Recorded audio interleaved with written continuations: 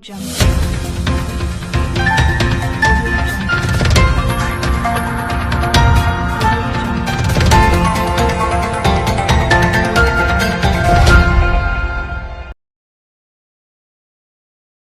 News കാലാവസ്ഥാ വാർത്തയിലേക്ക് സ്വാഗതം.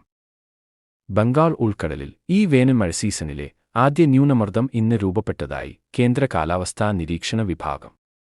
മാന്നാർ ഉൾക്കടലിനും അതിനോട് ചേർന്നുള്ള ശ്രീലങ്കയ്ക്കും മുകളിലായി നിലനിന്നിരുന്ന ചക്രവാതച്ചുഴി ശക്തിപ്പെട്ട് വടക്കൻ ശ്രീലങ്കൻ തീരത്തിന് സമീപം തെക്കുപടിഞ്ഞാറൻ ബംഗാൾ ഉൾക്കടലിൽ ന്യൂനമർദ്ദമായി മാറിയതായി കേന്ദ്ര കാലാവസ്ഥാ നിരീക്ഷണ വിഭാഗം അറിയിച്ചു.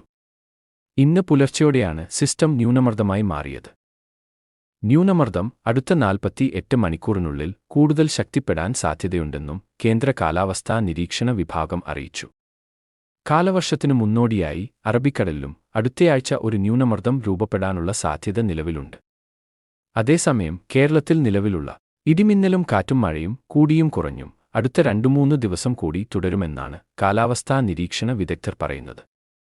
ഒറ്റപ്പെട്ട ശക്തമായ മഴയ്ക്കുള്ള സാധ്യത കണക്കിലെടുത്ത് സംസ്ഥാനത്ത് വിവിധ ജില്ലകളിലായി യെല്ലോ അലർട്ട് തുടരുകയാണ്. കാലാവസ്ഥാ വാർത്തകൾ കൃത്യമായി ലഭിക്കാൻ ചാനൽ സബ്സ്ക്രൈബ് ചെയ്യുക. നന്ദി.